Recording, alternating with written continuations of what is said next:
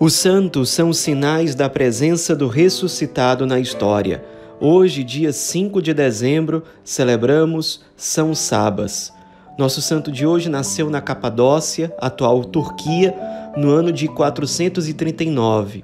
Teve uma infância muito difícil, porque quando ele era ainda muito novo, seus pais morreram e ele foi ser criado por um tio de uma personalidade muito difícil, grosseiro, autoritário, pegava muito no pé dele.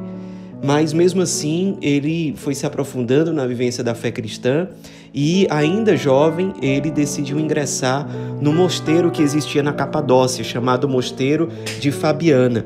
E ali ele começou, de fato, a sua vida consagrada, religiosa, e quando ele completou 20 anos de idade, ele decidiu fazer uma peregrinação à Terra Santa. Ele sabia que lá havia vários mosteiros, vários eremitas, e ele então fez essa viagem. Chegando lá, ele foi conhecer um mosteiro que era dirigido por Santo Eutímio.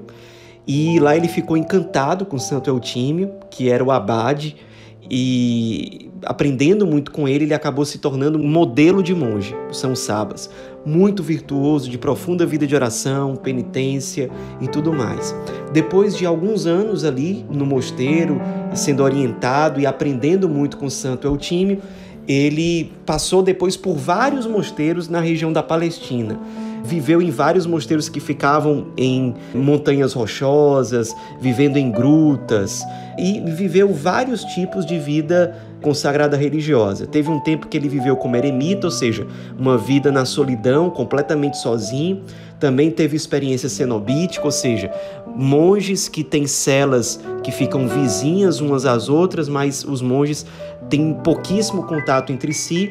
E também teve experiência de vida monástica propriamente dita, nos mosteiros, em que a vida comunitária é mais intensa.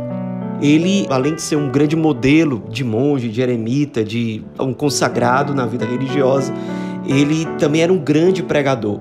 Então, várias vezes ele fazia pregações, as pessoas ficavam encantadas com aquilo, e ele também realizava muitos milagres. Numa época de seca, ali na Palestina, pela intercessão dele, tudo aquilo passou, o sofrimento passou. Isso tudo, o fato de ele ser muito virtuoso, muito santo, um grande pregador, de realizar milagres, fez com que a fama dele fosse se espalhando por toda a Palestina. Então, muitos jovens passaram a ir buscá-lo para viver uma vida consagrada, buscar a santidade como São Sabas buscava. Ele, nessa época, vivia numa grutinha em cima de uma montanha e, aos poucos, os jovens começaram a chegar lá, subiam na montanha e começaram a morar em grutas que ficavam na mesma montanha. E, aos poucos, ele passou a orientar esses jovens, conduzi-los, inseri-los na vida religiosa, e em pouco tempo eram tantos jovens que ele teve que fundar um mosteiro para caber 150 monges ali dentro. E ele, na verdade, depois desse, ele acabou fundando outros mosteiros ali em vários lugares da Palestina. E, além de tudo, ele era muito querido pela população da Palestina, da Terra Santa, especialmente por conta de duas intervenções que ele fez e que foram muito importantes para o pessoal que morava naquela região, especialmente os católicos. Numa época em que havia muita perseguição aos católicos por parte do Império Romano, ele, a pedido do patriarca de Jerusalém à época, ele viajou até Constantinopla para pedir clemência ao imperador, que se chamava Anastácio. Ele falou para o imperador, pessoalmente, que os católicos estavam sendo perseguidos, estavam sofrendo, os impostos sobre eles eram muito pesados, e o imperador ficou encantado com a figura de São Sabas, consentiu em, de fato, colocar à frente todas as demandas apresentadas por São Sabas, e, de fato, a coisa mudou completamente para os católicos ali na Palestina.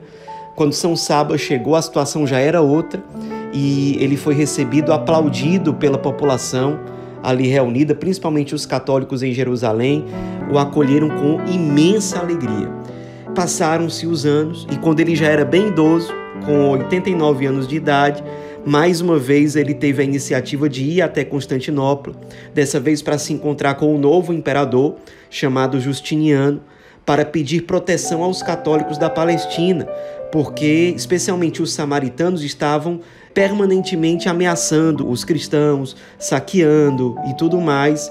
Então, a partir dessa nova visita que ele fez ao imperador, as ameaças aos cristãos também arrefeceram, a coisa se acalmou e o povo, mais uma vez, o aclamou com muita alegria na sua chegada a Jerusalém. Era, de fato, um santo, um monge muito querido pelo povo não só de Jerusalém, mas da Terra Santa, de modo geral. Depois de fundar vários mosteiros, de combater várias heresias, de fazer muitas pregações, de ser instrumento de Deus para a conversão de tantas pessoas, de ser um canal de Deus para que tantos jovens descobrissem a vocação para a vida religiosa consagrada, sendo um homem de grande ciência, sabedoria, de profunda santidade, também era protetor dos pobres, muitas vezes ele intervinha para proteger aqueles que estavam em situação mais vulnerável. Ele que tinha todas essas virtudes, depois de uma vida consumida por amor ao Cristo e ao Evangelho, ele faleceu no dia 5 de dezembro do ano de 532, com 93 anos de idade.